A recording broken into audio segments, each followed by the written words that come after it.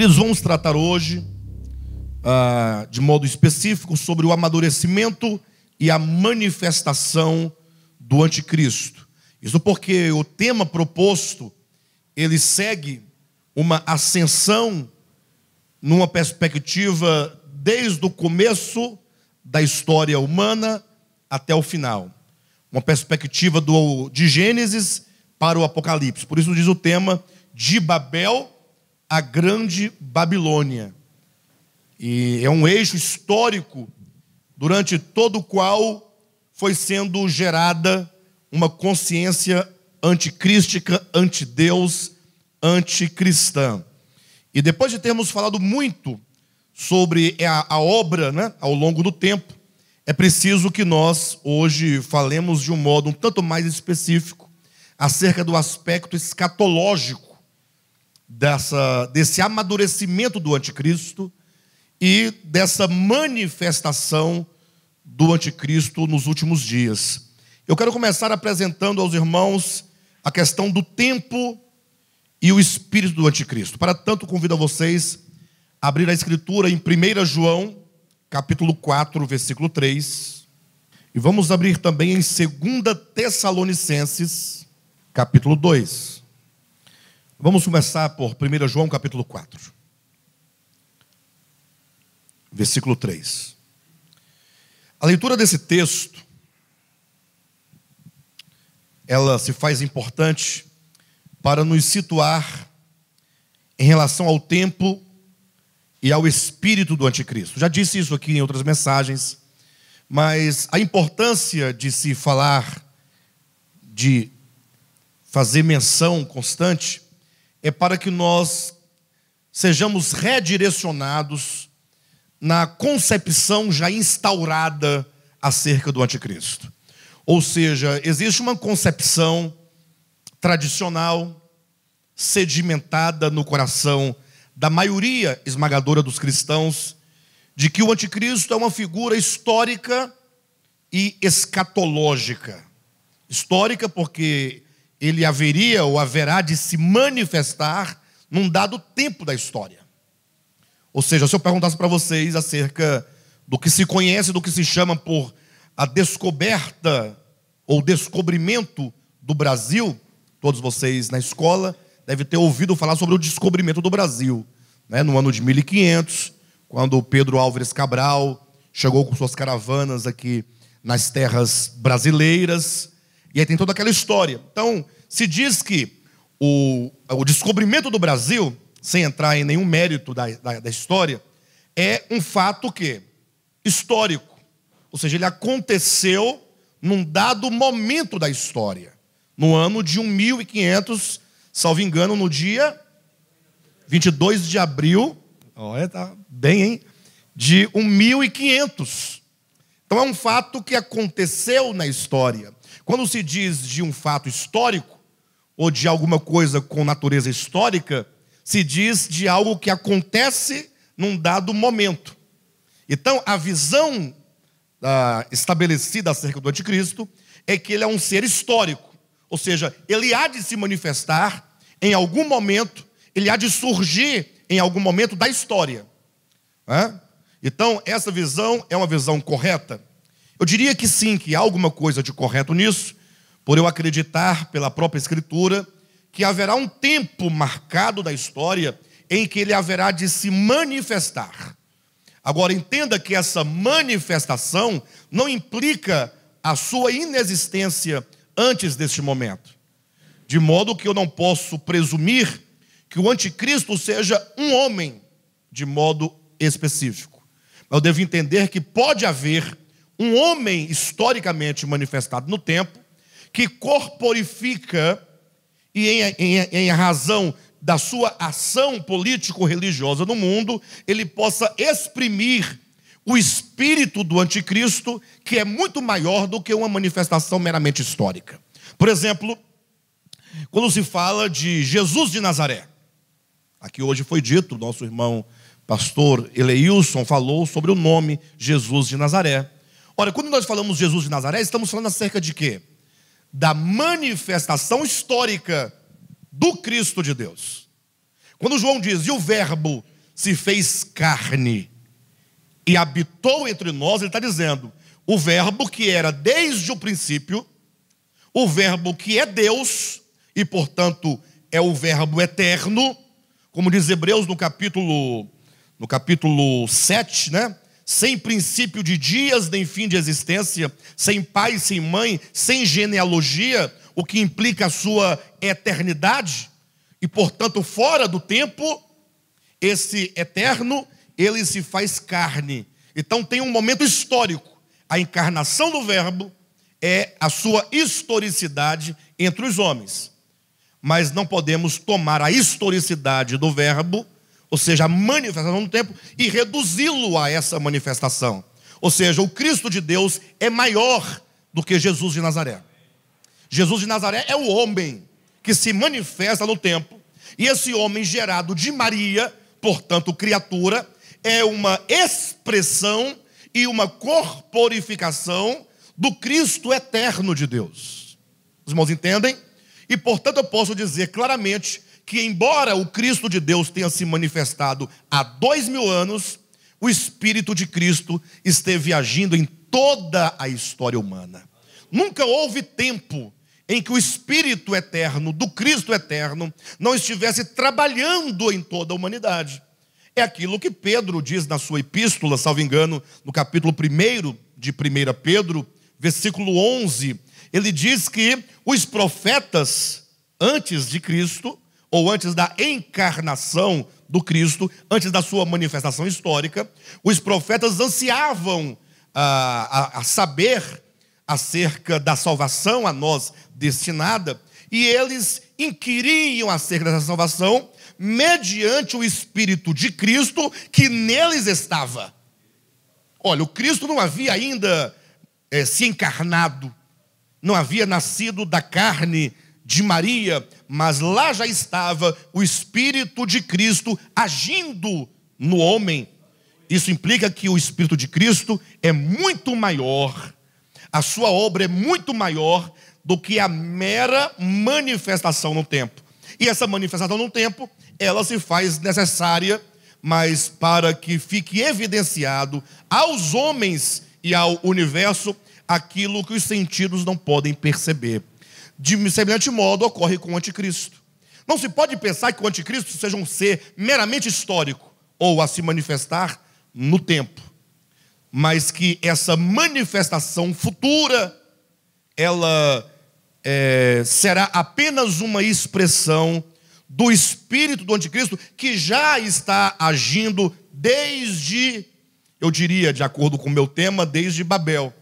Mas, na verdade, dizer desde Babel é porque nós tomamos Babel, a construção e a cidade de Babel, como sendo o símbolo da rebelião dos homens.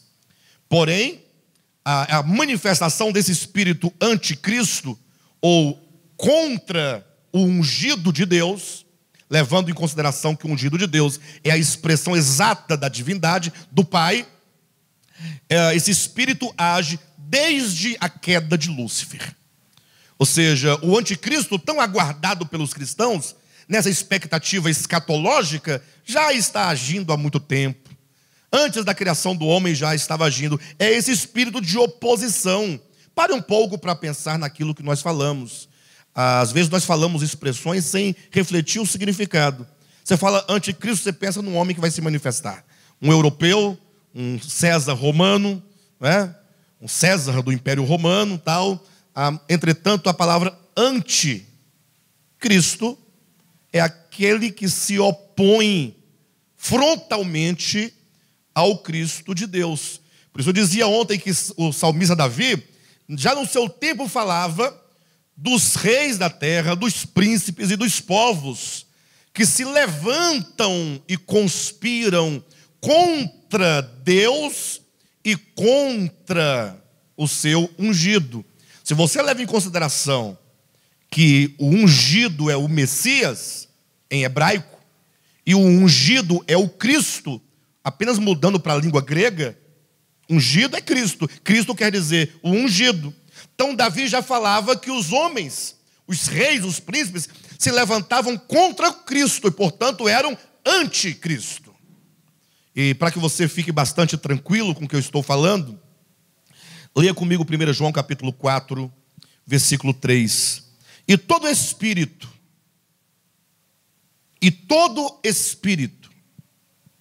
que maravilha, né? Todo espírito, ele quer dizer, pode ser o seu, pode ser o meu, ou pode ser qualquer um outro. Todo espírito, de maneira diversa, que não confessa a Jesus, não procede de Deus. Pelo contrário, este quem? Este espírito, mas é um espírito específico, ou seja qual for o espírito, se porventura esse espírito, essa disposição, tá, irmãos? Espírito é disposição, porque o espírito humano, todo espírito humano procede de Deus. Não é um ser humano cujo espírito humano não venha de Deus. Afinal, o espírito humano foi gerado pelo sopro divino. Ele sopra, ali em Gênesis 2,7, e gera no homem o espírito humano. Quando diz, todo espírito que não confessa a Jesus, este não procede de Deus. Esse espírito que não confessa, não procede. Portanto, nós devemos entender espírito enquanto toda pessoa cuja disposição do coração não confessa a Jesus, tal disposição, tal entendimento, tal visão, tal concepção, não procede de Deus. Aí ele continua dizendo, pelo contrário, este é o espírito do anticristo. Se você tomar o início, todo espírito que não confessa, você vai entender que é possível que haja várias pessoas cuja disposição não confessa. Sim ou não? Esse todo quer dizer qualquer um, não importa. E se você então prosseguir no texto dizendo que se esse tal espírito não procede de Deus, de onde ele vem? Aí diz, pelo contrário, este é o espírito do anticristo. Ou seja, o espírito do anticristo age em tantos corações que não confessam a Cristo, em tantos corações que não reconhecem a Cristo, em tantos corações que não têm o Cristo de Deus enquanto sendo o ideal divino, enquanto sendo a manifestação divina, enquanto sendo a saída e a solução divina para o homem. E para que isso fique mais ainda claro, continue a ler rapidamente o finalzinho do texto. Todo espírito que não confessa a Jesus não procede de Deus, pelo contrário, esse é o espírito do anticristo, a respeito do qual tendes ouvido que vem, e presentemente já está no mundo.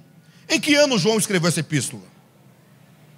Em que ano João escreveu essa epístola, aproximadamente? Volta do ano 90, né? Da era cristã.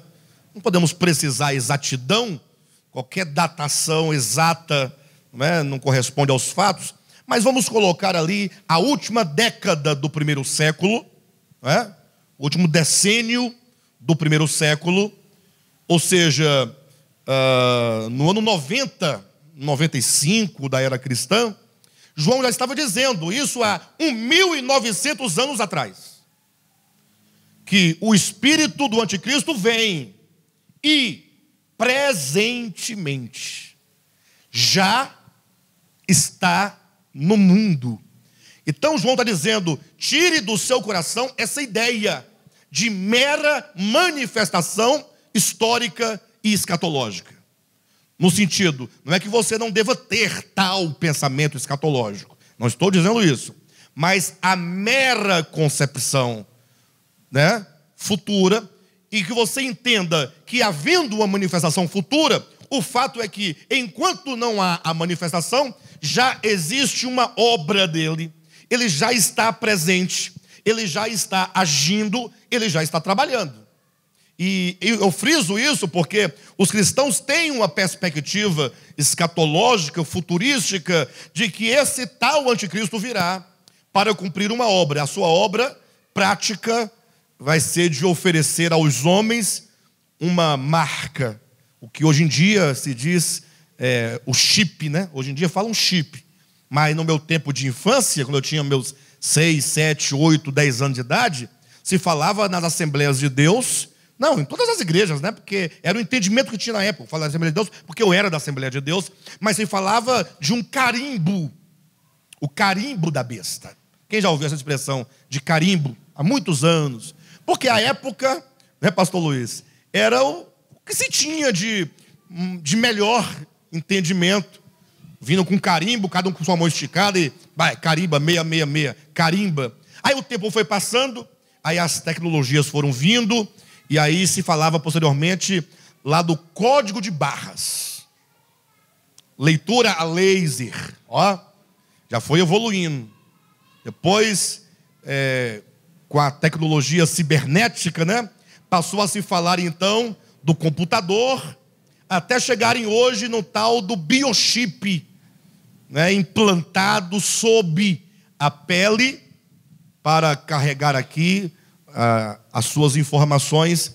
E se diz, portanto, que havendo recebido tal selo, tal marca, tal nome na mão ou na testa, tal pessoa será lançada no lago de fogo. Não tem salvação para essa pessoa. Aí eu peço que vocês reflitam comigo, em nome de Jesus, por um momento. Pense um pouco acerca de Deus. Eu dizia agora há pouco para o pastor Marcos e os demais irmãos aqui, como que o ser humano, as pessoas, o religioso, as religiões banalizam a questão da morte eterna. Ou seja, falam que o fulano de tal vai para o lago de fogo. Se você perguntar, mas por qual motivo alguém seria lançado no lago de fogo? Aí vão dizer, não, porque bebe vinho, porque bebe cerveja, porque bebe pinga, porque dança, porque usa essa roupa, porque não vai à igreja. Eu sei que todas essas coisas elas têm que ser compreendidas dentro de um âmbito, né, saudável, evidentemente. Mas é muita banalização você julgar que o eterno lançaria uma vida no lago de fogo, e a compreensão ainda é equivocada, porque se diz que vai ficar queimando no tacho eternamente.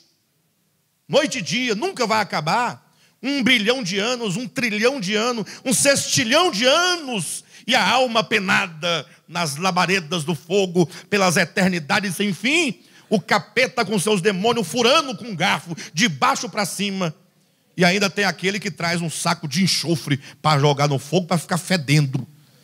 O tormento eterno, né? As labaredas, as almas clamando e rangendo, né? Isso é uma banalização. Lógico, alguém vai dizer, mas a Bíblia diz. Não, a Bíblia não diz isso. É a sua leitura e a sua compreensão que é deste modo, né? A própria Escritura vai declarar que se você quer um exemplo do fogo eterno, basta que você olhe para as cidades de Sodoma e Gomorra. Ou seja, se você for à região hoje, porventura está lá até hoje a arder as chamas de Sodoma e Gomorra? Estão lá as chamas até hoje? O clamor eterno, o povo gritando lá em Sodoma? Não, simplesmente, se você chegar ao local exato dessas cidades, você vai encontrar o mar morto. Ou seja, a vida foi extinta de tal modo que está lá a ausência de vida. Lago de fogo, fogo enquanto a purificação da terra, da criação de Deus, de todo mal. Tudo que é mal será queimado, será extinto eternamente da existência, será banido da existência.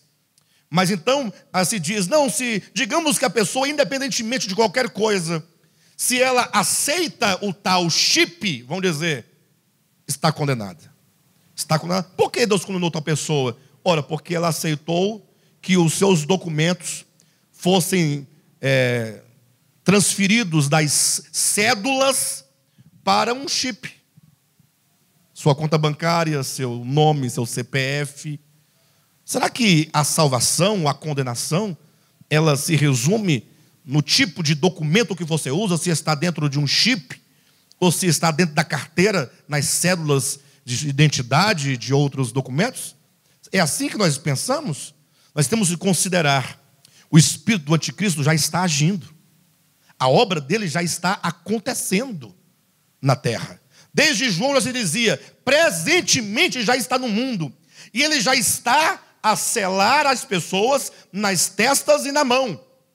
Já está acontecendo esta obra. Nós temos que entender, portanto, o sentido profundo e espiritual dessa marca, para nós podermos saber, será porventura que eu não estou me permitindo ser marcado? Será que fugindo eu do tal biochip, não estou indo ao encontro da marca da besta? Será que fugindo eu do chip, não estou abraçando essa marca? Então, essa é a razão da importância de se discutir esse tema. Veja bem na segunda epístola de João, vá um pouquinho para frente. Segunda epístola de João, capítulo único, versículo 7. Um outro aspecto é que não somente esse anticristo não é um ser meramente histórico e escatológico, como também esse espírito é um espírito coletivo, não é um espírito único e exclusivo de um indivíduo, mas é coletivo. Olha o que João diz aqui no capítulo único da segunda epístola de João, versículo 7. Porque muitos enganadores têm saído pelo mundo fora, os quais não confessam Jesus Cristo vindo em carne. Assim é o enganador e o anticristo. Ele diz que muitos anticristos, capítulo 4, versículo 3 da primeira epístola, têm saído pelo mundo afora, negando uma mensagem, negando o Cristo de Deus e pregando uma mensagem anticristã. Então nós vemos pela Escritura como que esse espírito já está agindo desde sempre na história humana. Mais um texto, segundo aos Tessalonicenses, capítulo 2. E aqui o apóstolo Paulo vai dizer categoricamente acerca disso. 2 Tessalonicenses, capítulo 2, versículos de 1 a 7. Irmãos, no que diz respeito à vinda de nosso Senhor Jesus Cristo e à nossa reunião com Ele, nós vos exortamos a que não vos demovais da vossa mente com facilidade, nem vos perturbeis, quer por espírito, quer por palavra, quer por epístola, como se procedesse de nós, supondo tenha chegado o dia do Senhor.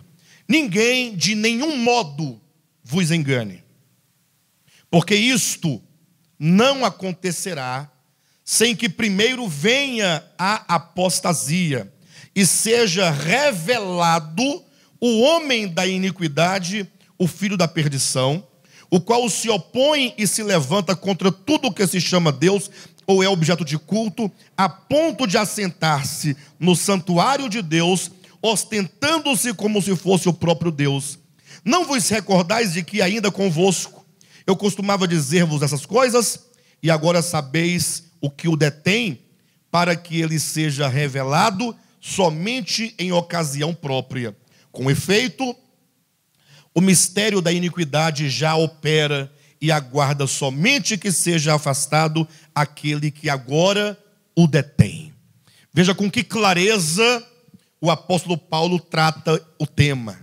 Ele começa dizendo, olha, que vocês não fiquem perturbados, que vocês não sejam movidos na vossa mente, seja porque um espírito disse algo, ou alguém escreveu uma carta usando o nosso nome, dizendo que o dia do Senhor chegou. Então, no tempo de Paulo, havia muita especulação escatológica, muita especulação acerca da vinda de Cristo. E não poucas pessoas saíam pregando um tanto de coisas, dizendo que o dia do Senhor já havia acontecido, que Cristo já havia vindo e que os outros tinham ficado. E aí os crentes novos convertidos, numa época em que o conhecimento da verdade ainda estava muito limitado, porque não havia a Bíblia disponível e escrita do modo como temos a todas as pessoas, ocorria que os irmãos ficavam perturbados com tanta informação e desinformação. Na época deveria ser o fake news da época, né? Desde sempre havia o fake news, né? As conversas, olha, o apóstolo Paulo disse que Jesus já veio, e o povo ia acreditando, e Paulo fala, não, cuidado, não vos demovais da vossa mente, porque isto não acontecerá sem que primeiro venha a apostasia e seja revelado o homem da iniquidade, o filho da perdição. Ele está dizendo, olha, antes da vinda de Cristo, e da nossa reunião com Ele, ocorrerão duas coisas. Primeiro, ocorrerá a apostasia. E o filho da iniquidade, o homem da iniquidade, o filho da perdição, haverá de se revelar ou de se manifestar. Então observe o que ele está dizendo. Eu estou dizendo de algo futuro. A vinda de Cristo não acontecerá sem que primeiro venha a apostasia. Então ele está dizendo, a humanidade, ela está caminhando para um tempo de apostasia da fé, em que os corações ficarão apostatados de Deus. Ou seja, a humanidade caminha para um tempo de um caos da espiritualidade, um caos da comunhão, um caos do relacionamento. E é nesse contexto, portanto, de apostasia, e somente aqui é possível que se revele o homem da iniquidade. Esse homem que, como nós falamos no primeiro dia, é um homem coletivo ou individual? Coletivo. Ora, como é que nós sabemos que é um homem coletivo? Ora, porque desde os primórdios, dissemos isso aqui abundantemente no primeiro dia, estão sendo gerados dois homens. A Escritura, embora fale de coletividade, mas a antropologia bíblica é muito clara e diz que está sendo gerado um novo homem. Este novo homem, ele é um homem coletivo. A própria Escritura coloca como Cristo, o Cristo de Deus, o cabeça, e a igreja o seu corpo. Ora, a ideia de cabeça e corpo é o que a própria Escritura vai dizer em Efésios, vai dizer na Epístola aos Colossenses, é o novo homem, um homem coletivo, um homem crístico. Razão porque Paulo vai ensinar também que nós, os chamados, para constituir o corpo de Cristo, estamos sendo o quê? Estamos sendo transformados. Estamos nos revestindo deste novo homem. Estamos sendo conformados à imagem do Filho de Deus, para que este Cristo coletivo tenha uma expressão sobre toda a terra. Cristo está sendo gerado em nós. Paulo diz isso aos Gálatas capítulo 4, versículo 19, até Cristo ser formado em vós. Romanos capítulo 8, versículo 30. Nós fomos predestinados para sermos conformados à imagem do Filho de Deus, para que esse novo homem possa encher toda a terra. Semelhantemente, um homem velho, terreno, está sendo gerado, desde Adão caído, de modo que quando Paulo escreve o capítulo 5 de Romanos, ele fala sobre dois homens. Ele fala Adão e Cristo, ou seja, em suma, todos os homens, ou eles estão em Adão, ou eles estão em Cristo. Ou você está sendo gerado, formado, construído, edificado, corpo de Cristo, portanto Cristo, ou você está sendo gerado, velho homem, Adão, anticristo. Então a Escritura é muito clara nessa questão de haver apenas dois homens, ou Adão ou Cristo, ou o velho homem ou o novo homem, ou o homem terreno ou o homem celestial.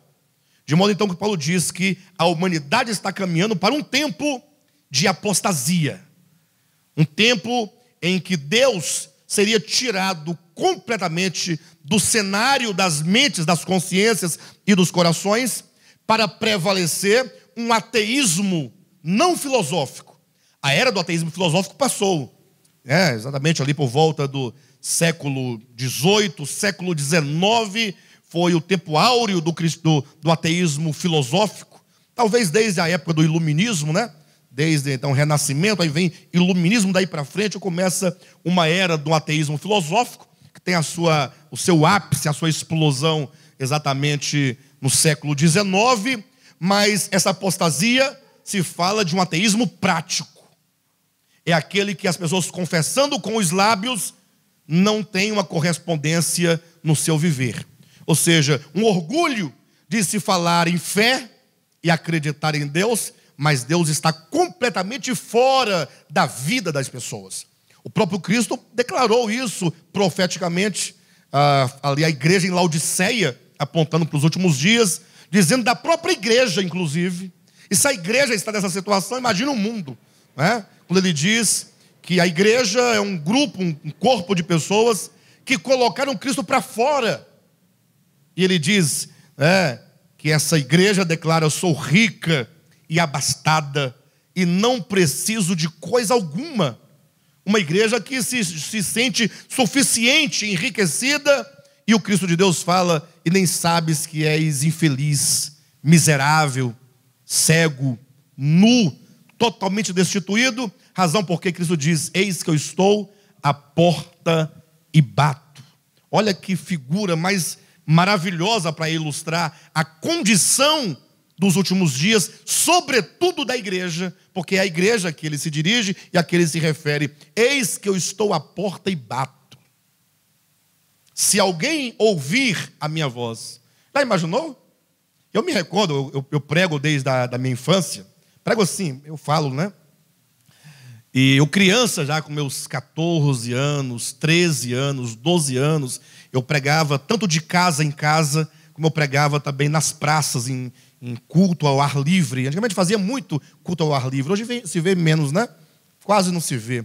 Então eu falava, aí nós usávamos alguns textos já que estavam ali engatilhados, e este era um deles. Pregando aos incrédulos, dizíamos, está escrito em Apocalipse 3:20, eis que eu estou à porta e bato. Se alguém ouvir a minha voz e abrir a porta do seu coração, eu entrarei em sua casa e cearei com ele e ele comigo. E não sabia eu que anos depois eu iria descobrir que Jesus está dirigindo tais palavras à sua própria igreja. A própria igreja. Então daí os irmãos começam a perceber que o cenário da apostasia para a manifestação do anticristo alcança também a igreja do Senhor Jesus no sentido histórico. Aí é sentido histórico. Ou no sentido da igreja prática. E não exatamente da igreja corpo de Cristo. Porque a igreja mística, ela não pode ser identificada. Eu olhando não posso saber. Quem passar daqui à frente sabe, aqui é uma igreja. E supostamente quem está aqui é a igreja. Não é? Mas como saber se o Renato é igreja corpo de Cristo? Eu não tenho como saber. Então há uma igreja mística, que Deus sabe e reconhece como tal, mas há uma igreja prática, uma igreja que congrega e reúne pessoas. Então essa igreja prática, ela é alvo, portanto, dessa apostasia. Então não há garantia de se você está dentro de um local, num ajuntamento, de que as coisas estão corretas. É preciso que cada um faça uma investigação profunda do seu coração, da sua fé, da sua verdade, da sua sinceridade, da sua busca, para que você possa de fato ter essa certeza de que você está nesse caminho de ser selado com o selo ou com o nome do Pai e do Cordeiro na sua testa, e não com o nome do anticristo, né? Ou desse humanismo de que temos falado. Então veja que Paulo fala desse tipo de apostasia, essa época em que Deus será banido da história humana, no sentido da consciência do coração, e então, é nesse cenário que se manifestará quem? Se manifestará, será revelado o anticristo, o filho da iniquidade, ou o filho da perdição, o homem da iniquidade. É o homem iníquo que haverá de se manifestar nesse tempo escatológico. Mas veja que ele continua dizendo, agora no versículo 7, com efeito, tem um com efeito, o mistério da iniquidade já opera. Em que época Paulo escreveu essa carta? Aproximadamente no ano 60 e alguma coisa, ou 50 e alguma coisa. 50, 51, por aí. Nessa época Paulo dizia, o espírito, ou o anticristo, o filho da perdição, vai se manifestar. Quando? Antes da vinda de Cristo, lá no cenário da apostasia. Porém, ele já opera. Existe um mistério da iniquidade já operando. Desde sempre tem operado nos corações e nas almas. Tudo isso nos mostra e nos leva a entender que nós devemos ampliar o conceito de anticristo, sabendo que anticristo, de modo geral, é um espírito, é uma consciência anticrística trabalhando na humanidade desde sempre. Desde sempre, levando os homens a deterem ou reterem a verdade pela injustiça. Abra sua Bíblia rapidamente no livro de Romanos, no capítulo 1, e veja algo interessante aqui. Capítulo 1, versículo 18 em diante. A partir do 18. A ira de Deus se revela do céu contra toda impiedade e perversão dos homens que detêm a verdade pela injustiça. Queridos, me permitam, de eu tentar passar aos irmãos um sentimento que eu tenho. Às vezes nem sempre eu consigo passar exatamente aquilo que eu tenho no meu entendimento. Às vezes as palavras não correspondem ao pensamento, mas procure me entender. Ultimamente, talvez nos últimos 2 a 3 anos, eu tenho batido numa tecla e às vezes eu receio que a igreja, no geral, não esteja assimilando o espírito daquilo que eu estou dizendo. Talvez os irmãos entendam o que eu estou dizendo, mas talvez não entrou no coração ainda para gerar em nós um profundo arrependimento dentro de cada um de nós, porque o arrependimento ele gera mudanças. Não existe arrependimento sem mudança. E a minha insistência é exatamente nessa questão que eu chamo o valor e a qualidade orgânica da palavra. Quando alguém lê Romanos capítulo 1, versículo 18, a ira de Deus se revela do céu contra toda a impiedade e perversão dos homens que detêm a verdade pela injustiça. Dificilmente essa pessoa, ao ler esse texto, pensará em si mesma. Até porque, teoricamente falando, quem ler a Escritura, seja um cristão, teoricamente ou no geral, então quando os cristãos leem, logo eles pensam em quê? Nos ímpios. Logo existe uma projeção do texto e uma aplicação do texto a um grupo de pessoas a que eles chamam de ímpios. Vocês entendem o que eu estou dizendo? Logo eu me excluo do que o texto está dizendo. Porque já está determinado e definido na mente, nos corações dos irmãos da igreja, de que nós somos o povo santo. E quem não está conosco é o povo do capeta. Não tem essa separação, claramente. A ponto, por exemplo, talvez alguns cristãos tenham até mudado de ideia ultimamente, mas no geral, o católico não é salvo. Sim ou não? Tanto é que a igreja evangélica luta, batalha para ganhar as almas dos católicos para Jesus. E a justificativa é simples: eles não creem em Jesus. Mas quem falou para você que católico não crê em Jesus? Quem falou isso para você? Que eles não creem em Jesus? Creem em Jesus. Porque mas eles têm Maria. Mas a igreja evangélica tem Mamon. Se você partir desse pressuposto, né, eu até acho que Maria, embora seja pecado a idolatria sobre ela, a mariolatria, não, sem dúvida, não há nenhuma justificativa para a mariolatria. Mas Mamon é mais perverso. É mais perverso. É um demônio mais perverso. Não que Maria seja um demônio. Não, mas até porque Maria não tem culpa de nada. Ela nem sabe o que está acontecendo com ela aqui na terra. Ela não está nem sabendo. Não informaram a ela que ela é corredentora. Não falaram para ela que é intercessora. Ela não está sabendo disso. Né? Mas o que foi criado em nome dela é perverso, é pecaminoso, é diabólico. Tudo bem. Mas, então se instaura um falso entendimento de que nós somos os salvos, os outros são perdidos. Isso, aí me lembro na minha infância também, inclusive, como eu era pentecostal, eu era madureira. Então, para nós, naquela época, até os batistas eram perdidos. Na época era, porque os batistas eram tradicionais. As mulheres usavam calça? Não. Usava calça? Não. Calça esporte. Era o nome que dava. Usava calça esporte. Por isso iam para o inferno, para o lago de fogo. Não, na época, hoje não. Hoje Já há um consenso. Se você é da reforma para cá, está salvo. Reforma para lá, está perdido. Mas não é não? Hoje se aceita tudo, desde que seja da reforma para cá. Para trás, está perdido. E o pior, as obras não coincidiam, porque onde eu estava, vou parar de falar nomes aqui, porque não importa os nomes, né? Importa só as obras. Onde eu estava, a gente passava uma fome, porque quando tinha festa na nossa igreja, fazia aqueles almoços, então os filhos dos pastores, dos obreiros, dos cantores, recebia cada coxa de frango no prato, grandona. Quando iam os filhos das viúvas, dos pobres, que era o meu caso, né? Aí vinha o sobrecu da galinha. Sim, vocês estão rindo de quê? Hã? Como é que vocês chamam aquela parte do finalzinho? É assim que eu chamava. Não tem palavrão nenhum. Era o nome que todo mundo falava naturalmente. Não tinha nada. Hoje em dia o pessoal, né, fica meio assustado sobre cu. O que é isso, pastor? Falando isso não tem nada a ver. É o nome que todo mundo, primeiro a maioria chamava, né?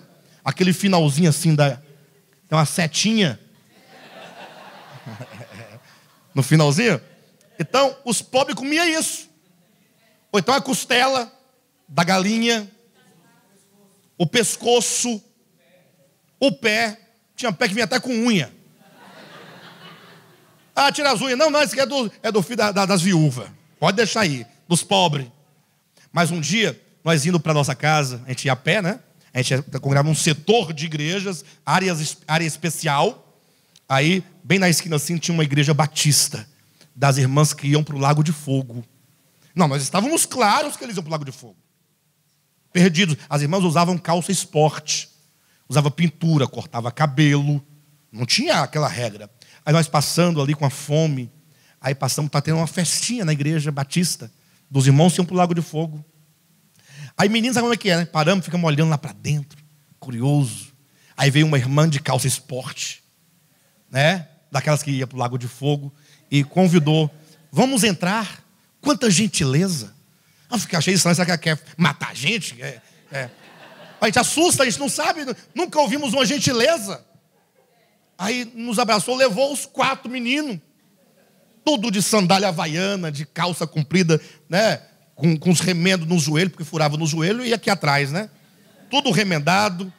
Entramos lá e ficamos no meio das crianças bonitas, tudo bem penteadinhas, mais rico, mas nos trataram igual. E nos deram bolo de cenoura, com aquele chocolate por cima, Coca-Cola à vontade. Espírito de Cristo lá no nosso meio. E lá do outro lado, nós que íamos para o céu, né, comendo um sobrecu de galinha. Não, mas eu quero dizer que é a imagem que nós criamos de nós mesmos e do nosso grupo. É um espírito sectário. É lógico que o fato de haver aquele ou aquele outro erro é erro, tem que ser corrigido. Mas não podemos medir as pessoas e colocar um selo de condenação, uma chancela de condenação. Antes, ao invés de fazermos isso, deveríamos, ao ler um texto bíblico, seja ele qual for, procurar nos encontrar nesse texto. Será porventura que eu não entro aqui nesse texto dos homens que detêm a verdade pela injustiça? Ora, não, pastor, nós confessamos a Deus. Cuidado, confessar a Deus e a Cristo não é ficar falando o seu nome. Aleluia, aleluia, glória a Deus. Tem nada a ver. Você pode estar falando o dia inteiro o nome de Deus e o negando no viver. O que nega a Deus é o nosso viver e não as nossas meras palavras. Você lembra daquela parábola que o próprio Cristo conta, dizendo que um homem tinha 2 filhos e ele disse aos filhos: olha, ide ao campo trabalhar. E disse que o primeiro filho, dizendo que ia, não foi. Ou melhor, é isso mesmo, né? E o outro filho, que disse que ia, um disse que ia e não foi. O outro disse que não ia e foi. Essa é a ideia. Se é o primeiro ou o segundo, não importa. Mas o que ele quer ressaltar é que um falou, verbalizou, não vou. Aí eu falei, opa, isso aí já está enrolado, né? Não vai. Só que no coração, ele foi. Veja que o que determinou não foram as palavras, mas foi o coração. Já o outro que disse, eu vou, aleluia, glória a Deus, não foi. Este negou ao Pai no coração. É uma questão, né, o que nos move de fato e de verdade. Esse texto de Romanos 1:18 fala desse cenário de apostasia.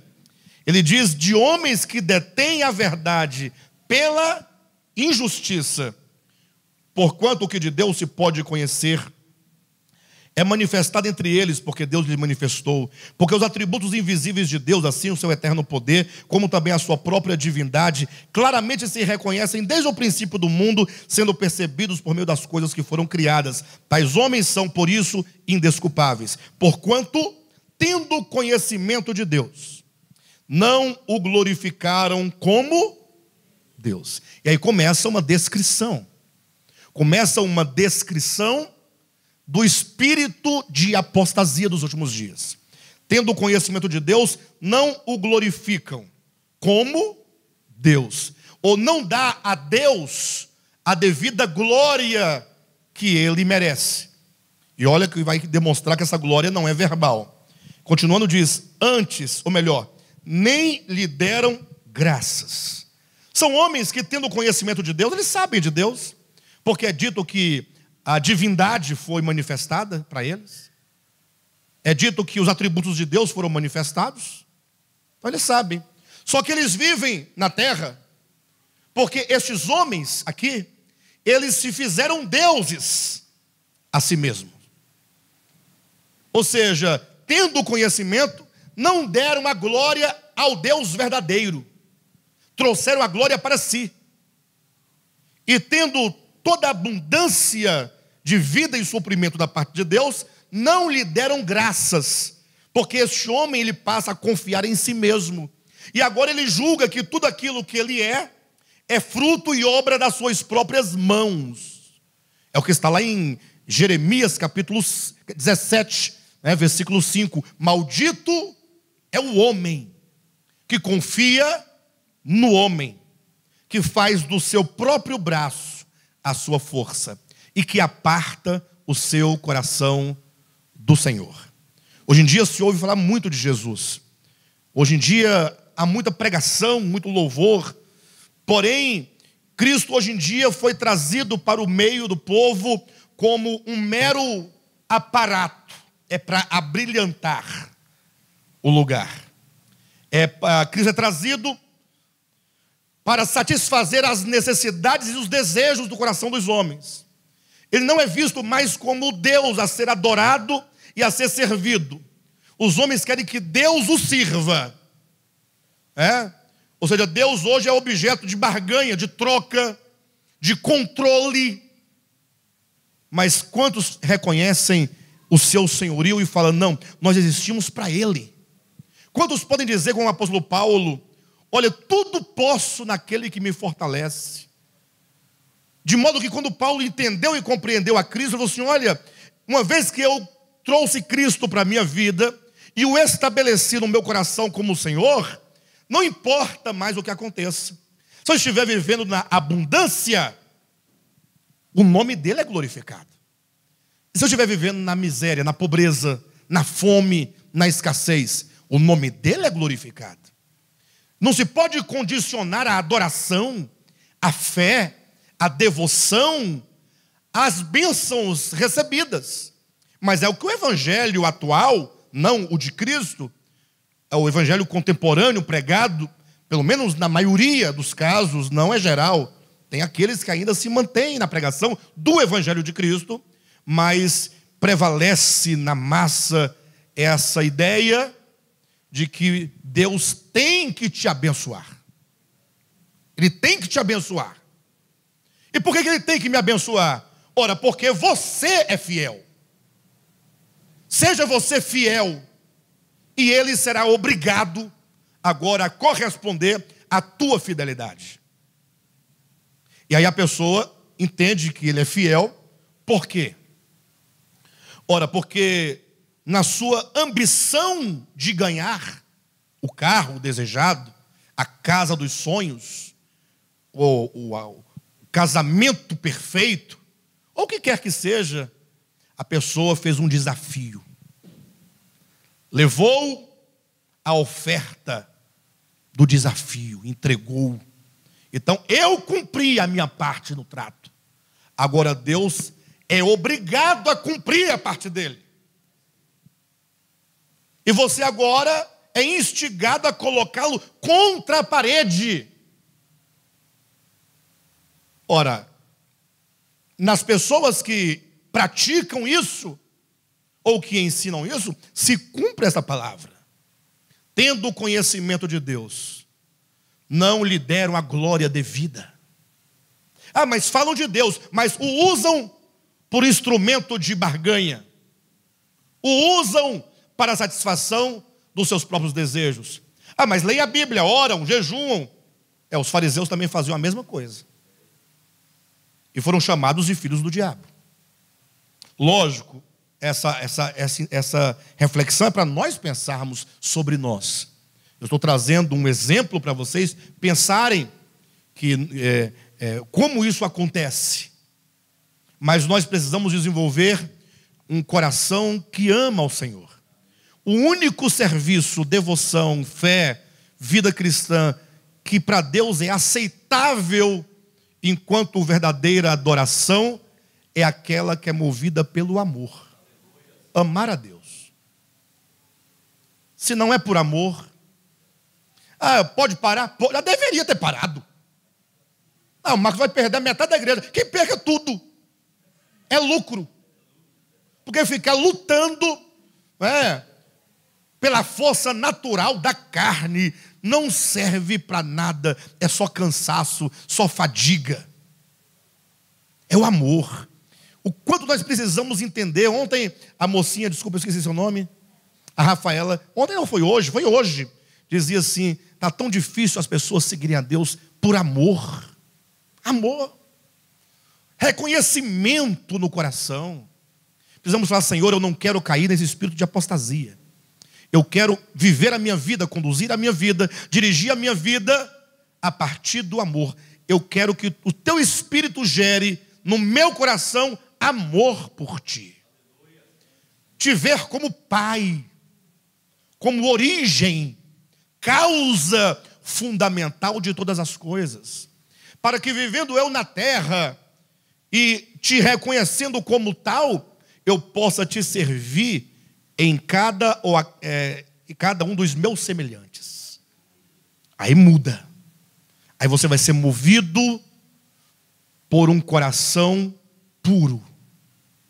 É certo que isso não vai acontecer de hoje para amanhã. Não se desespere. Mas a nossa busca é nesta direção. E o Espírito da verdade vai nos conduzir a toda a verdade. Ele vai conduzir. Ele vai fazer. A salvação é dele. É ele que realiza. Eu sei que muitos dizem que a salvação é dele no sentido de que, ponto, ele deu, está dado e ponto final. Não. É dele porque não somente ele se ofereceu a nós por salvação na cruz, como é ele que opera todas as transformações de salvação dentro de nós. Agora, ele não fará sem que você deseje por isso. Sem que você o convide. Se é dito: eis que eu estou à porta e bato, diga a ele: Senhor, então eu estou abrindo a porta. Entre. Vem, Senhor. Entra na minha casa, entra no meu coração. E vai entrando em todas as regiões escuras, em todos os lugares da minha alma, do meu ser, da minha mente, do meu espírito, do meu coração.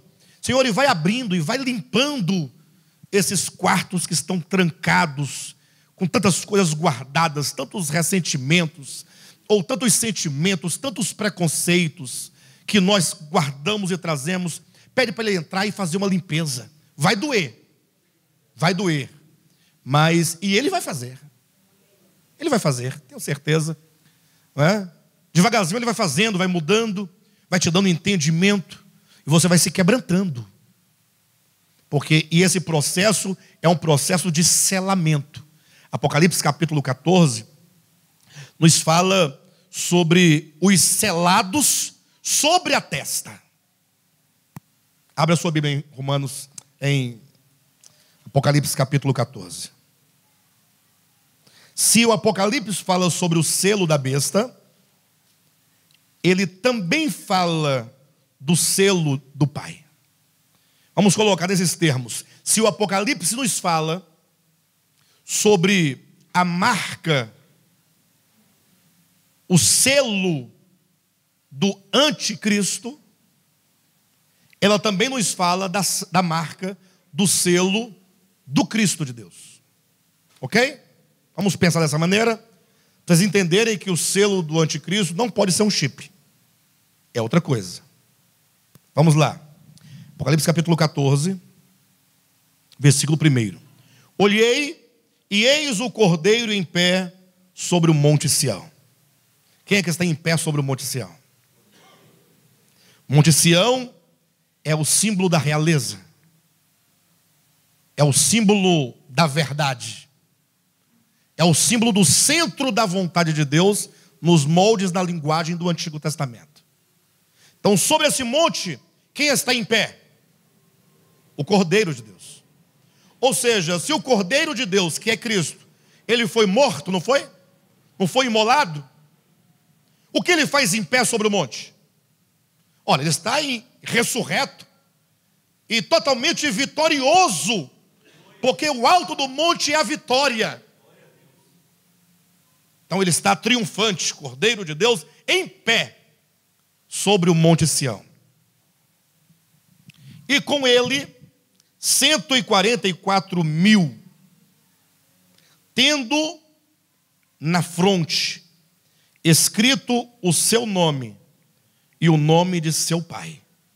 Esses que aqui estão, eles têm nas suas testas escrito o nome do Pai e o nome do Filho na testa. Será que é alguma espécie de chip que a igreja, os crentes vão produzir com o nome do Pai, vai colocar na testa dos crentes? Saiu das águas do batismo, taca, pum, como se fosse um boi, né? Será que é isso? O que vocês entendem que é esse nome escrito na testa, o nome do Pai e do Filho? O que vocês entendem que é? Exatamente o que Paulo disse: esta é a aliança que eu farei com eles nos últimos dias. Em suas mentes imprimirei as minhas leis e as inscreverei. Ter o nome do Pai e do Filho inscrito na testa significa que foi gerado nessa mente uma consciência divina, uma consciência que está em plena harmonia e em pleno acordo com o Cordeiro de Deus.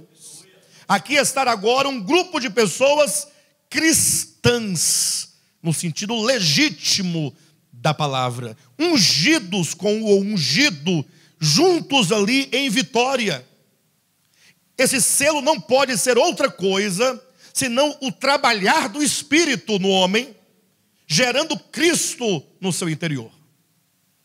O oposto também não pode ser diferente.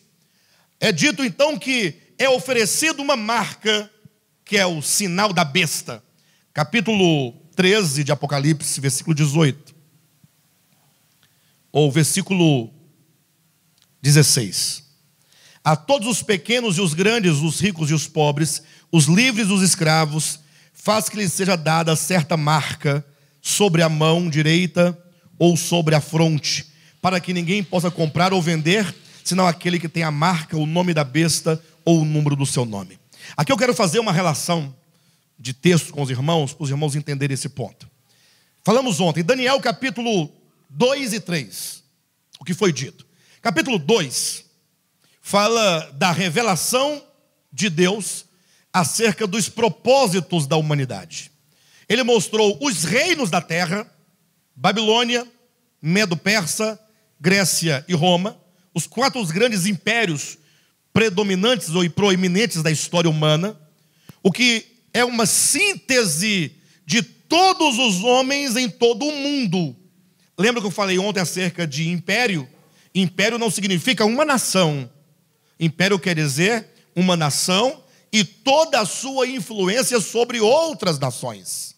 De modo que o império, ele vai crescendo e vai tomando quantas nações houverem sob a sua influência. É o que no grego, né, se dá o nome, quando fala na Bíblia de autoridade, a influência que se exerce sobre outro, essa ideia. Então, lá está esses reinos todos como uma grande imagem, uma grande estátua. Estátua de quê? De um animal? De um homem. Este grande homem, aquela grande imagem, com a sua oponência, fala do desejo do coração de todos os homens caídos. Fala de um futuro humanismo, a instauração do homem no centro de todas as coisas. O homem está caminhando para se impor como o homem da história. Mas este homem não para por aí enquanto homem. Este homem tem um outro anseio. Esse homem não é para ser apenas o homem, mas agora ele se coloca, capítulo 3 de Daniel, para ser adorado. Nabucodonosor colocou aquela imagem, 60 de altura por 6 de comprimento, 60 côvados por 6 côvados de largura, e agora todos são aclamados e chamados e convocados para se prostrarem diante daquela imagem. Quando o homem se dobra diante daquela imagem de homem, ele está se rendendo ao humanismo e fazendo do homem o seu próprio Deus. O homem, ele busca a divindade para si. E talvez, eu não sei o quanto que vocês possam entender isso, e às vezes fica um pouo distante, às vezes, mas como é que o homem quer ser Deus? Como é que isso é possível? E eu li um livro recentemente, e eu não costumo recomendar livro, porque livro é como peixe traíra, né? Eu não gosto de peixe, não como peixe, mas dizem os comedores e os que conhecem peixe que traíra é um peixe de muita espinha. É verdade? Vocês conhecem? Eu não conheço. Não é? Com muita espinha. Então, comendo ali o peixe, você pode acabar se engasgando com uma espinha, pode ser um problema para a sua vida. Então, o livro é assim, você tem um livro bom, você recomenda, aí a pessoa lê e não consegue discernir, vai comendo as espinhas junto. E aí você pode se machucar. Então, eu não gosto muito de dar nenhuma referência de livro que eu leio. Quase todo dia, pastor, quais os livros que você lê? Eu leio a Bíblia, Mateus, eu leio Marcos, eu leio Timóteo. Eu leio esses livros aí, né? Tem outros, né? Uma série de outros livros. Mas tem um livro que eu li, eu não vou recomendar, mas eu vou falar, se você quiser ler, isso é um problema seu. Mas é um livro do ponto de vista de antropologia, um dos melhores que eu já li. E é um livro, de todos que eu li até hoje, eu acho que é um dos melhores. Só não é melhor do que A Dracma Perdida, né? Mas não é mesmo, não. Se bem que são temas totalmente diferentes, né? Mas é bom, o livro que eu li é bom. É de um ateu. O homem é ateu, ele não crê em Deus. Mas ele também não está escrevendo para falar do seu ateísmo, não. Ele escreveu este livro para construir um panorama da história humana. Desde os primórdios, desde o Homo erectus, quando diz na história que o homem se pôs de pé e passou a andar em 2 pés, para a transição deste homem para o Homo sapiens, o homem inteligente, quando o homem entra no processo de compreensão das coisas, se torna um ser inteligente, e aí ele é reconhecido agora como nós somos os Homo sapiens, que diz. E aí a projeção do livro é para demonstrar, e aí vem o título do livro, que esse homem, que outrora era apenas um Homo erectus, que se colocou de pé, se tornou um Homo sapiens, um homem inteligente. Ele tem um desejo no coração, e agora ele quer ser o Homo Deus. Este é o nome do livro, Homo Deus. E o extraordinário desse livro, embora o seu autor seja ateu, e embora em vários momentos ele procure negar a existência da alma humana e a existência de Deus, mas o caminho que ele trabalha é um caminho em que ele faz uma demonstração desse desejo do coração do homem de ser Deus, e como o homem constrói esse caminho, e como o homem poderia alcançar esse objetivo. E aí ele vai falando assim, olha, o homem no primórdio da história, ele encontrou alguns desafios. O desafio do homem para se firmar sobre a terra enquanto Homo sapiens e não ser banido da sua existência sobre a terra, ele teve que vencer alguns inimigos, alguns problemas, alguns empecilhos. E ele cita, portanto, 3 desses problemas. Ele cita o problema da guerra, ele cita o problema da fome e o problema das epidemias. E aí ele vai demonstrando historicamente a data, o lugar, a ocasião, no seu livro, de como que no passado pessoas ou nações eram dizimadas quase que completamente por causa que a guerra era uma necessidade de sobrevivência. Mas o homem, ele foi vencendo a necessidade da guerra, de sorte que hoje, em razão dos vários instrumentos de pacificação e de globalização, a guerra se tornou uma exceção. Ainda há guerra, lógico que há guerra, mas não é uma necessidade.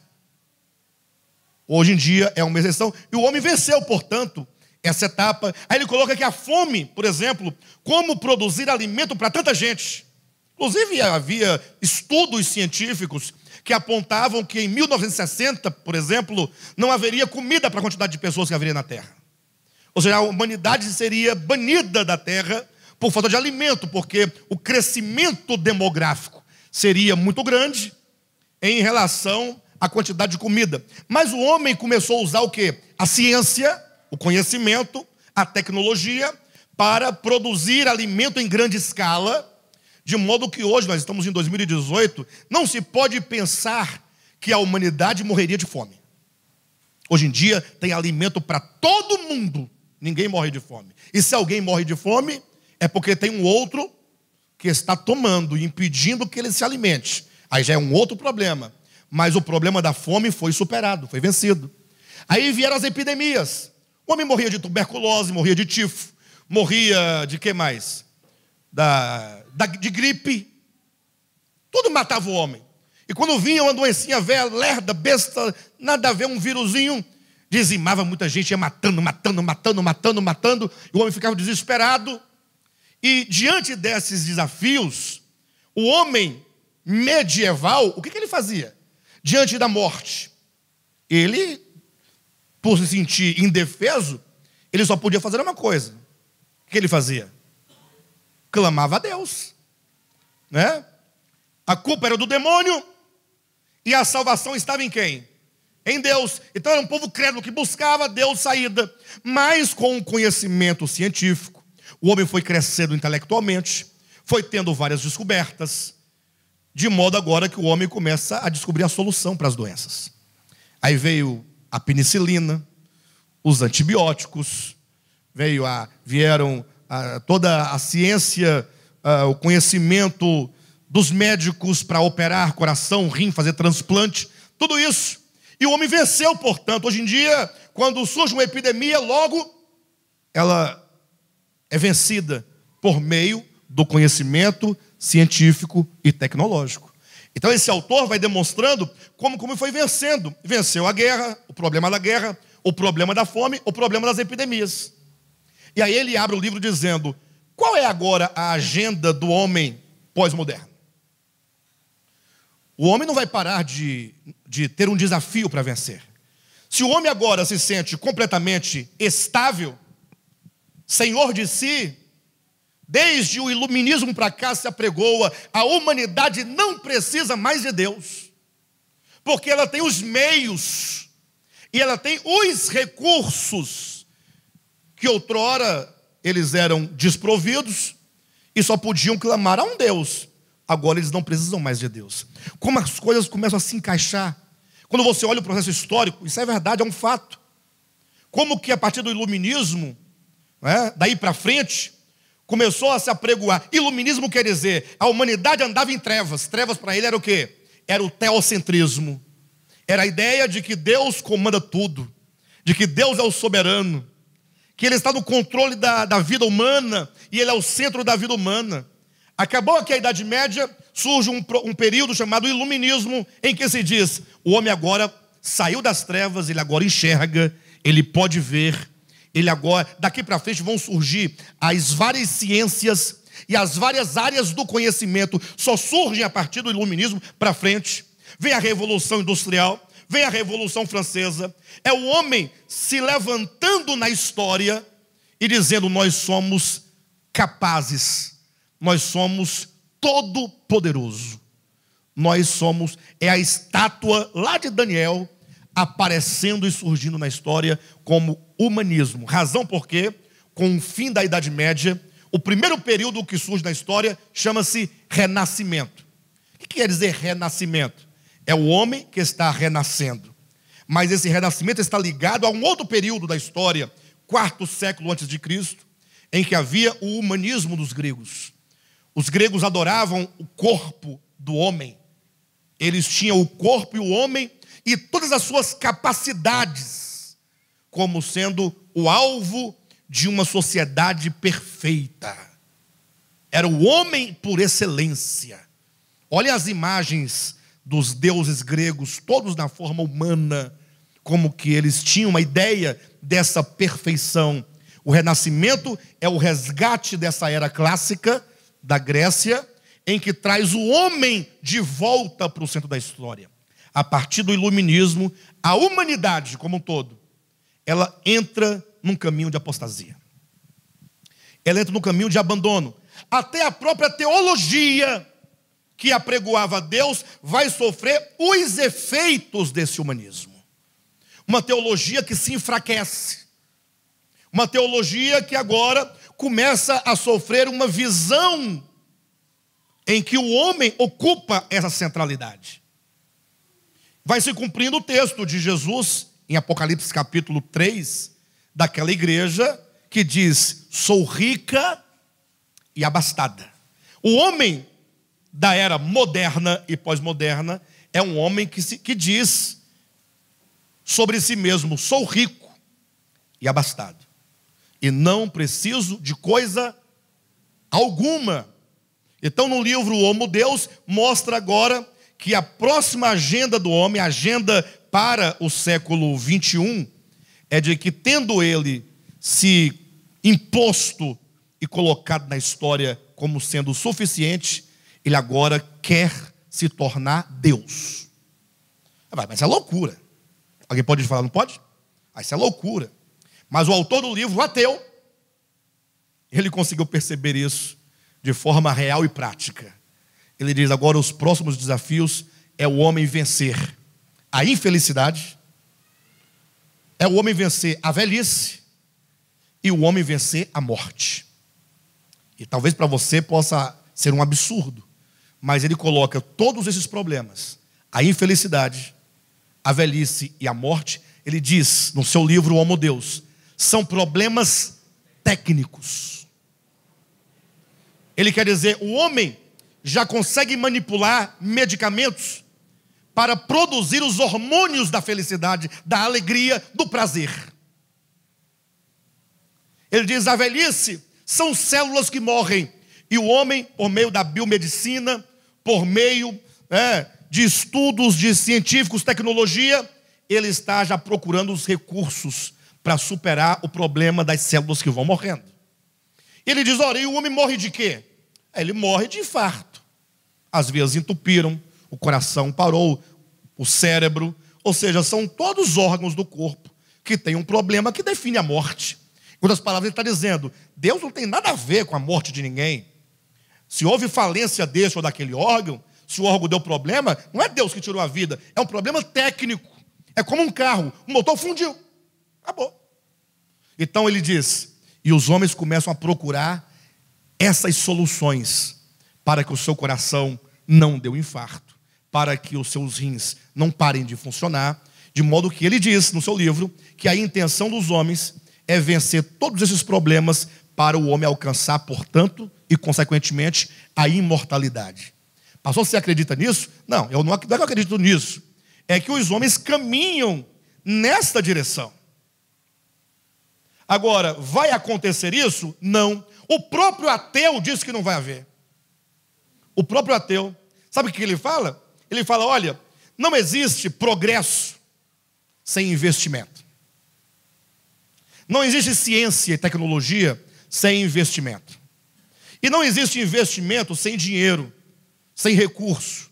E não existe recurso sem exploração do planeta.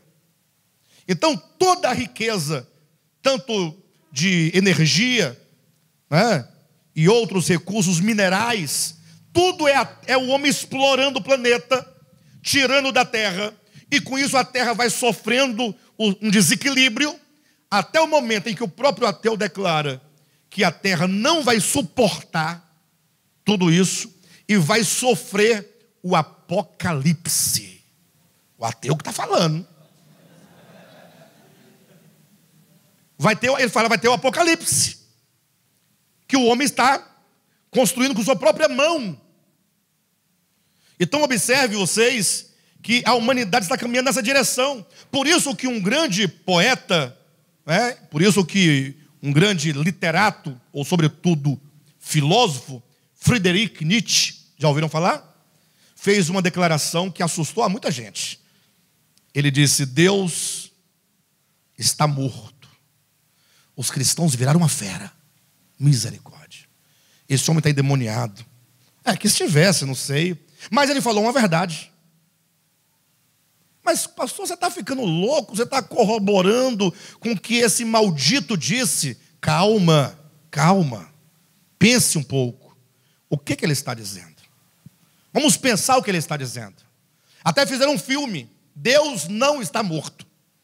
E eu sempre faço uma crítica quando eu falo desse filme, porque quem fez esse filme, certamente um cristão, eu penso um evangélico, não entendeu nem o que Nietzsche disse. Porque o filme de Nietzsche, ou o filme Deus não está morto, qual é o tema que ele trata? O tema do filme. Não tem um professor, e esse professor não é um ateu, que nega a existência de Deus? Então o filme, o tema central é ateísmo. Ele começa com ateísmo e termina esse professor, salvo engano, se convertendo a Cristo, a Deus. Mas quando Nietzsche diz Deus está morto, ele está dizendo o contrário disso. Ora, se está morto, estava o quê? Vivo. Se estava vivo, existia. Então não é ateísmo. Agora, quando ele diz Deus está morto, ou matamos Deus, o que ele quer dizer? Ele falou assim, olha, o homem na história, presta atenção, desde os primórdios, caminhando com Deus, com um conceito equivocado ou não, caminhando com Deus. Deus no centro da história humana. Os gregos, todos havia, até os politeístas, até os falsos deuses. A ideia é o homem e a sua concepção da sua necessidade de um Deus. É isso que ele quer colocar. Esse homem ele vai crescendo intelectualmente.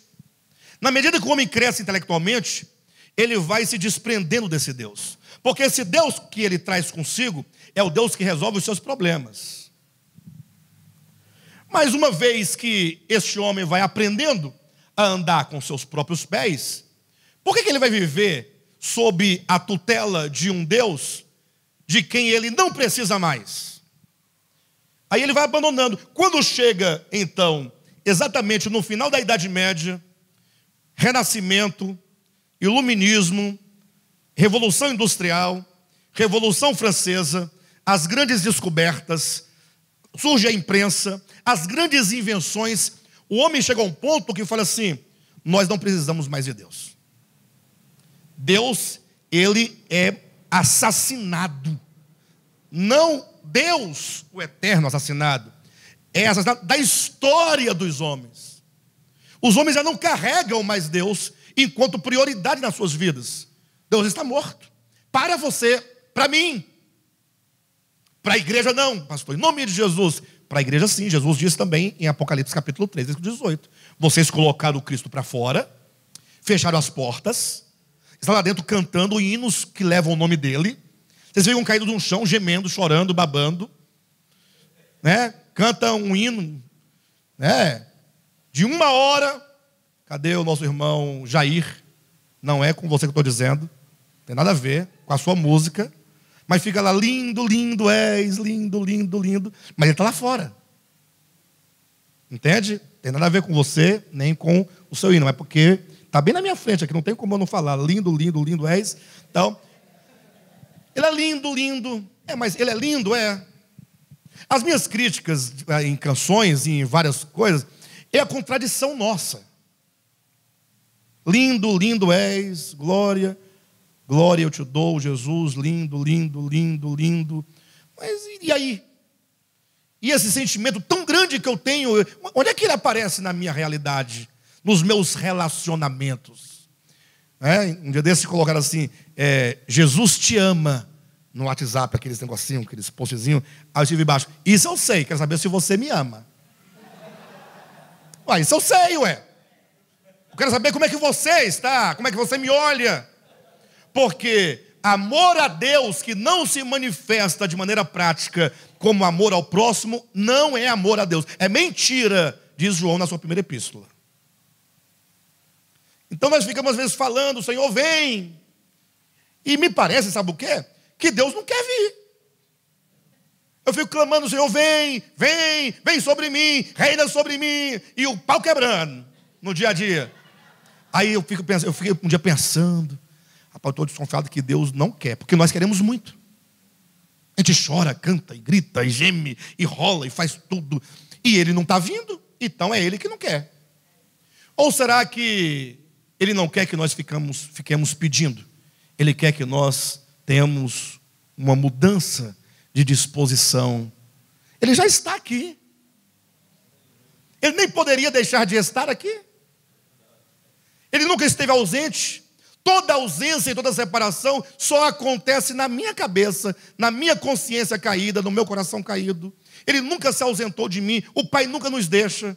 Até porque se Ele te deixar, você vai sofrer a morte eterna. Você vai ser banido, porque nele existimos. Nele nós nos movemos.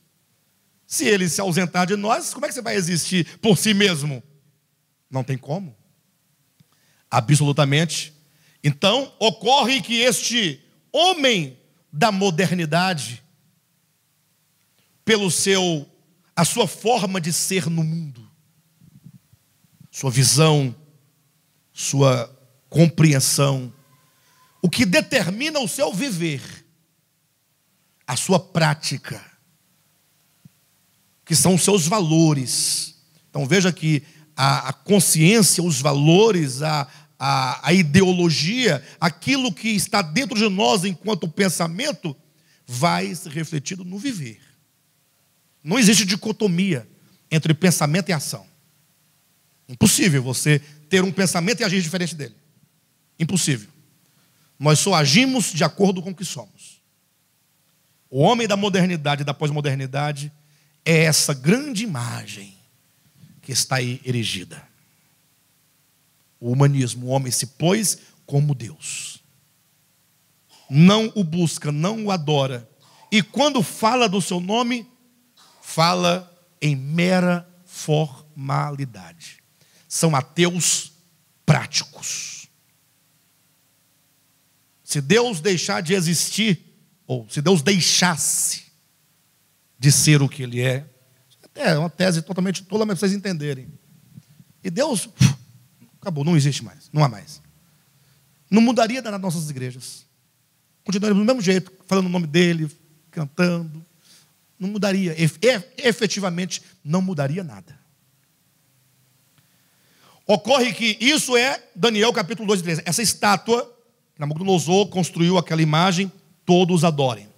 Aí vem Cristo em Mateus capítulo 24, versículo 15, e fala, olha, vocês lembram da profecia de Daniel? Jesus falando.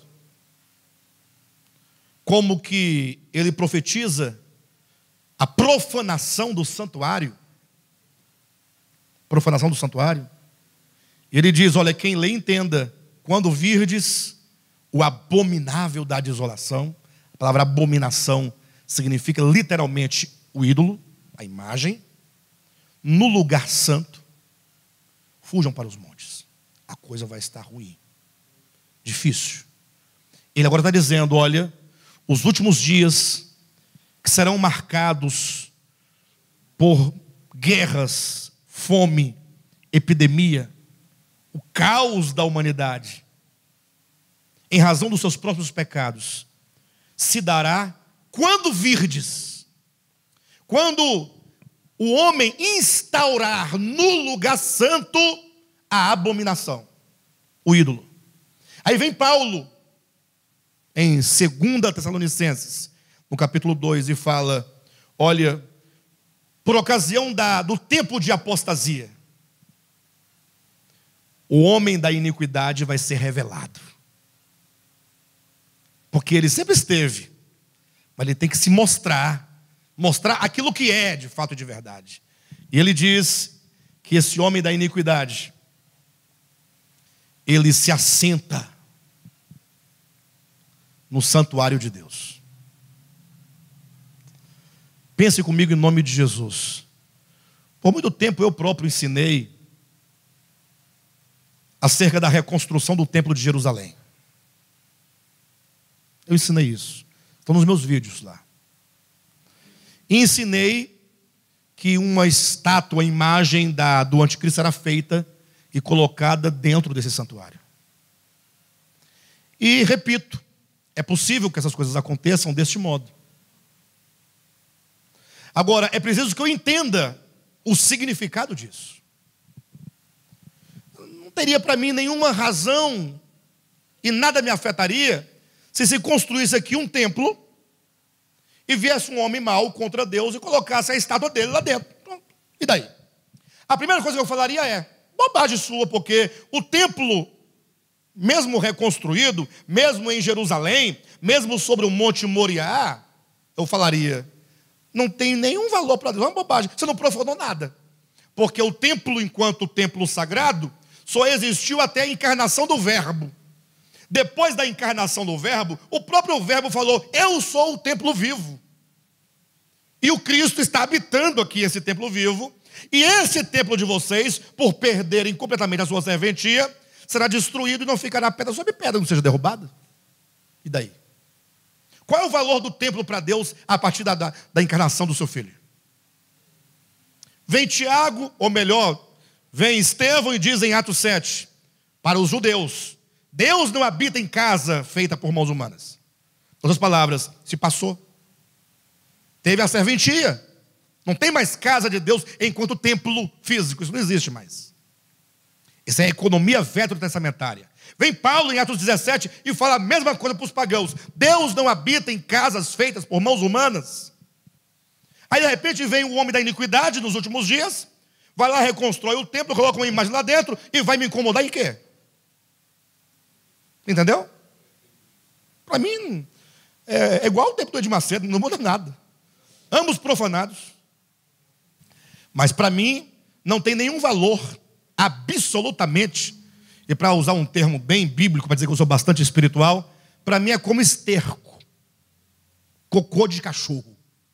Nas palavras de Paulo, tudo aquilo que eu tinha por lucro, agora não somente as perdi, como as considero como refúgio para ganhar a Cristo. Refúgio se lê literalmente no grego como esterco, isto é, cocô de cachorro. Não, mas é Paulo que disse, e eu sou espiritual, eu pego as palavras espirituais.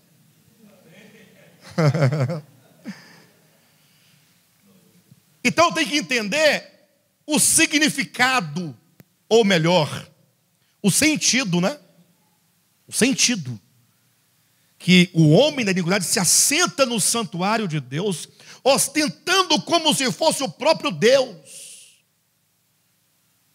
E observa que é dito que este que se assenta, ele se opõe a tudo que se chama Deus, ou é objeto de culto, e se assenta como se fosse o próprio Deus. Olha a contradição. Se ele se opõe àquilo que se chama Deus, por que ele se faz Deus a si mesmo? É porque ele é contra o ser eterno, o Deus eterno e o seu ungido. para que ele se faça a si mesmo Deus. Ele se ponha. Desde sempre a humanidade tem trabalhado na sua mente para esse fim. O homem tem sido desde o princípio trabalhado para ser independente de Deus, abrir mão de Deus. E isso acontece no silêncio da história e no silêncio dos nossos corações. Isso acontece toda vez que nós nos sentimos suficientes. E a nossa insuficiência, eu dizia recentemente, achei uma maneira boa de ilustrar a nossa suposta e falsa suficiência. Às vezes o cristão fala assim, eu sou dependente de Deus. A gente não fala ou não fala? Quem é capaz de falar, eu sou independente de Deus? Quem é capaz de falar? Ninguém fala, é louco. O ateu pode falar, né? O incrédulo, o blasfemo, nós não. O problema, repito, é que às vezes nós falamos que somos dependentes, mas somos mesmo independentes. Querem ver uma coisa? Se nós associarmos a ideia de que João fala que aquele que diz que ama a Deus e aborrece o seu irmão é mentiroso, ele quer dizer, não existe amor a Deus real que não se manifesta como amor ao próximo. É simples. Se quando Jesus fala, eu e o Pai somos um, e assim como o Pai é em mim e eu em ti, que vocês sejam em nós, eu em vocês, vocês em mim. Lembra de João 17, 21? Jesus nos convida e ele ora ao Pai por essa unidade. Ele quer dizer, o cosmo é uma unidade. A criação não é algo separado de Deus. A criação é uma unidade com Deus. E para ilustrar tamanha unidade, Jesus ilustra dizendo, eu sou a videira e vós sois os ramos. Isso é uma unidade. Eu olho para a videira, eu não vejo ramos, nem vejo videira separada de... Eu vejo uma coisa só. Sim ou não? E nesse texto, portanto, nessa ideia de unidade, ele fala sobre a necessidade não de estarmos. Ele fala, todo ramo que estando em mim, é uma afirmação, estando em mim, não produz fruto. Então a necessidade não é de estar, é de produzir frutos. Aí ele diz, permanecei em mim. Então, estando nele, precisamos permanecer. O que implica que estando em Deus, isso é um fato, porque dele nós procedemos, nele vivemos, nele nos movemos. Eu tenho que desenvolver essa consciência de permanência. Eu tenho que desenvolver essa decisão de permanecer. É só eu que posso decidir isso. Porque ele diz, se você não produzir frutos, será cortado, lançado fora. Perfeito? Então, você foi criado em mim, para mim, e você deve produzir frutos.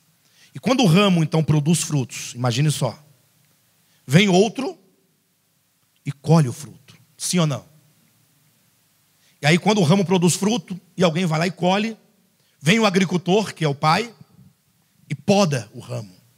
Vai podando, arrumando, cortando as folhas excessivas. Para quê? Para que ele dê mais fruto. Aí vem mais pessoas e que faz o quê? Arranca esse fruto e leva. Aí você produz o quê? Mais frutos. Quanto mais arranca de você e tira seu fruto para matar a fome do outro, para ser o prazer e o gozo do outro, você vai produzindo frutos. Para que você existe? Para você? O ramo produz fruto quando alguém vem colher. Opa, parou. Você está louco? Rapaz, eu estou aqui dando mó duro para poder produzir esses frutos aqui. Aí vem você vai arrancar meu fruto e vai levar para você. E o pior, leva o fruto do ramo da vide, faz vinho, bebe e não me chama. Eu fico aqui me doando, e ele lá, tomando vinho, alegre, feliz, igual Noé, animado, uma animação. E eu aqui, enquanto ele se anima lá, eu produzindo. Doação. É ou não é? É unidade. Sem mim, nada podeis fazer. Só que aí, o homem não pensa assim. que ele é um com a videira, e esses que estão se alimentando do meu fruto também pertencem à videira, porque é o outro. Nós existimos para servir. Você só serve para servir. Se você não servir, não serve para ser. Ou melhor, se você não servir, o agricultor vai cortar esse ramo. Não tem outra serventia. Eu quero ser um ramo bonito. Não. Não é para ser bonito, é para produzir fruto. A única utilidade, tanto é que o agricultor está de olho. Meu pai é o agricultor. Todo ramo que não produz fruto, ele corta. Produz fruto. A única serventia é produzir fruto. Mas o fruto só vem a partir de uma consciência clara. Eu e o Pai somos um. Porque sem mim, nada podeis fazer. O outro vai colher o fruto. Quando o outro colhe o fruto, ou o pai, que seja o agricultor, tira o fruto para alimentar a outros, se dá essa relação. A minha dependência ao Criador, ela se manifesta como resultado para servir o outro. Não há dependência real do Pai se o outro não está sendo servido, se o outro nada recebe da minha vida, se eu não compartilho os meus dons intelectuais, espirituais e materiais com os homens. Essa mordomia, essa distribuição. Então, quando eu desprezo o meu semelhante, quando eu digo não ao meu semelhante, quando eu ignoro o meu semelhante, ou quando eu tenho um problema de relacionamento com Marcos, e aí eu fico tão aborrecido com esse camarada, que simplesmente eu ignoro a existência dele. Banir da minha vida. Essa desgraça. Mas não é assim que a gente fala? Eu estou tentando simular um momento que a gente está meio nervoso. Tal. Aí eu pergunto, mas como é que você pode viver sem o Marcos? Como assim? Eu preciso dele para quê? Ele paga minhas contas? Então, vá plantar batata. Não é assim que a gente fala? Ora, como é que eu digo depender de Deus e digo não precisar dele? Depender de Deus é depender do outro, é precisar do outro. Quem diz depender de Deus, mas se vê como independente das pessoas, e qualquer coisa é motivo para matar o outro, mandar o outro para o inferno, é um ser independente. É espírito do anticristo. O amor de Deus une, traz. A mente de Cristo é aquela em que o Cristo desceu e descendo, reuniu as nações em torno de si. Pensa na cena. Essa cena é pedagógica, né, irmãos? Por favor. É só para os irmãos. A Bíblia descreve essas coisas espirituais e orgânicas de um modo a você compreender as nações todas em volta dele. Nem é possível isso, né? Do ponto de vista prático. As nações e ele no meio, como é que pode ser? Tem jeito? As nações todas da terra e ele no meio. Vocês aí, agora da Ásia. Não. Isso é para você entender a mensagem. Reunidos.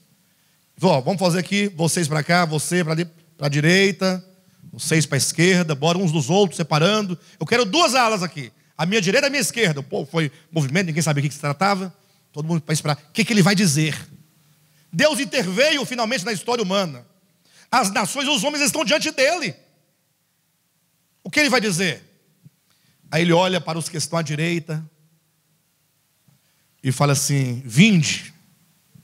E para onde? Benditos do meu Pai. Vocês são benditos do Pai. Coisa estranha. E eu pensava que estava todo mundo condenado. As nações não é igreja. Vocês possuem um reino por herança, que o Pai preparou para vocês desde a fundação do mundo. Está preparado um reino para vocês. E aí eles estão tão desorientados quanto às teologias, que eles falam assim, mas por que, Senhor? Como é que é isso? Por qual motivo essas pessoas entrarão para o reino? Aí Jesus falou, porque eu tive fome. Vocês me deram de comer. Não lembra? Tive sede, me deram de beber. Estive nu, vocês me vestiram. Olha aí a história. Aí ele disse, o senhor desculpe a gente tem muito respeito pelo senhor, até porque o senhor está cheio de glória, cheio de anjo aí em volta de você. A gente sabe que o senhor é que manda em tudo, mas assim, a gente tem que ser honesto, né? Tem que ser honesto. Aí não lembra de quando o senhor estava assim, e a gente... Quando foi que nós te vestimos? Olhe para mim e eu pergunto para você, em nome de Jesus, se você encontrasse Jesus com fome, Jesus, você soubesse que era Ele, você daria comida para Ele? Na hora? Pensaria 2 vezes? Levaria para sua casa? Dava o melhor quarto para Ele? Não, ia ser uma disputa. Não, vai para minha casa. Não, para minha. Pensa numa briga para levar Jesus para casa. É Jesus. A gente falou assim, olha, quando vocês alimentaram, vestiram os meus pequeninos irmãos, fizeram isso a mim. Qual é o princípio aqui? Só se serve a Cristo quando se serve a seus pequeninos irmãos. Acabou. É o princípio do Evangelho. O oposto também vocês sabem, né? Dos que estavam à esquerda. Então, o Evangelho é uma conclamação para que nós nos libertemos de uma vez por todas desse espírito humanista. Afinal, a marca que se imprime na testa ou na mão direita é 666. E o próprio Apocalipse diz no capítulo 13, olha, ou 16 agora, 13 e 16, a todos os pequenos, os grandes, os ricos e os pobres, os livres e os escravos, faz que lhes seja dada certa marca sobre a mão direita ou sobre a fronte, para que ninguém possa comprar ou vender, senão aquele que tem a marca, o nome da besta ou o número do seu nome. Aqui está a sabedoria. Aquele que tem entendimento calcula o número da besta, pois é número de homem. Ora, esse número é 666. E esse número 666, ele é uma formação de 2 ideias. Primeiro, a base deste número é o 6. Não é a base? E 6, o que significa na Escritura? O homem. O próprio texto diz, é número de homem. Afinal, o homem foi criado no 6º dia. Falando do Cristo encarnado, feito homem, para servir de bênção para o mundo, enquanto salvação na nova aliança, o próprio Cristo disse, enchei de água as talhas. Lembra da história da transformação da água em vinho? Quantas eram as talhas? 6 talhas, representando a humanidade de Cristo, que se enchendo de morte, se faz vida e nova vida, e gozo e alegria para aqueles que o recebem. O número 6 é número de homem, representa o homem. Só que esse número 6, que é a base do número, se repete 3 vezes. E o número 3 representa o Deus trino. O Deus revelado na Escritura, ou Deus da Escritura, é 3, no sentido da revelação. Ele é trino. Então, o 666 significa simplesmente o homem que, assentando-se no santuário de Deus, a si mesmo se faz Deus, ostentando-se como se fosse o próprio Deus. E ostentar, desejar ser o próprio Deus, está para as nossas atitudes, o nosso viver, de independência dele, enquanto a única fonte, e o modo como nós nos impomos sobre os outros, de modo a oprimir, desprezar, não compartilhar, usurpar.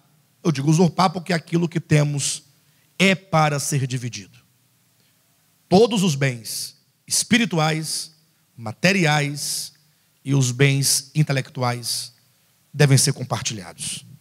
Então, essa marca 666 fala desse espírito de independência, esse humanismo, de separação, que se manifesta efetivamente nas nossas relações sociais, nas nossas relações uns com os outros. Creio que é tempo de nós revermos os nossos conceitos. É preciso repensarmos. Com certeza, todos nós aqui temos muito a resolver. Muito. Eu mesmo, não são poucas as coisas que precisam mudar. Agora, elas nunca mudarão enquanto eu não efetivar um caminhar de autorreflexão. Nós falamos muito das pessoas. Fulano é isso, fulano fez aquilo, fulano pensa desse modo, fulano se separou. Você viu? Fulano se separou da mulher. A gente fica pensando, misericórdia. E o Marcos fez o quê? Não fez nada. Eu sabia, essa igreja não está com nada. É que agora o Marcos é responsável. O casal lá se separou, quem é o culpado? Aí ele fala, não, mas não sou bem, é um ministério. Eu só faço o que o ministério faz. Aí no final, não, é o Alexandre. Nem sei quem é o casal, eu fiquei responsável pela separação do casal. Nós falamos muito uns dos outros, mas nós temos que fazer uma autorreflexão. Inclusive esse ministério aqui fala muito das outras igrejas. Não fala? Sim, não é falar mal, mas a gente fala as realidades. O negócio está feio aí fora. E por que não falar de nós, então? Nós também somos uma igreja também, ué. E eles com os erros dele e nós com os nossos. Então, se nós tivermos uma atitude mais reflexiva, pensarmos mais a nós mesmos, pensarmos nosso coração, como Paulo diz em 1 Coríntios capítulo 11, se nós nos julgássemos a nós mesmos, não seríamos julgados por ninguém. Então eu preciso refletir, e essa conferência precisa me levar a pensar sobre o espírito do anticristo, o que é, precisa me levar a considerar se porventura eu não estou me permitindo que esse mundo, ou que eu seja conformado a este mundo, e o ser conformado ao mundo é o ser selado, se conformar a esse século, e isso eu tenho que partir das minhas relações pessoais. Não fica só pensando, Jesus, preciso mudar. Não, a sua reflexão é no ponto nevrálgico das relações, dos relacionamentos. É aqui onde nós vamos conseguir mensurar e identificar as eivas do nosso coração, nos relacionamentos. E para tanto, se é uma autorreflexão, está se refletindo e entrando para dentro do seu ser, tome cuidado para nunca justificar os seus erros. Nunca justificar. Não, mas tem que justificar, porque foi o fulano, não fui eu. Já não tem como mais. Sua reflexão não tem nenhum valor, porque você já disse, eu não tenho culpa. Então você não pode ter arrependimento daquilo que você não tem. Quem tem que se arrepender é o outro, não sou eu. Pronto, você está fadado a ser o mesmo eternamente. Então essa autorreflexão, essa reflexão sobre você mesmo, ela precisa ser totalmente pura de qualquer tipo de argumento, de desculpa. Porque nós somos cheios de desculpas. Qualquer coisa que você me perguntar, eu tenho uma resposta para você. Qualquer coisa. Não, mas foi isso. Aí nós vamos culpar o trânsito, vamos culpar as pessoas, vamos culpar o governo, vamos culpar a nossa mulher, ou a mulher culpar o marido. Não vamos desculpas, vamos culpar a igreja, vamos culpar os irmãos. Sempre você procurará um responsável pelo problema do seu coração. Amém?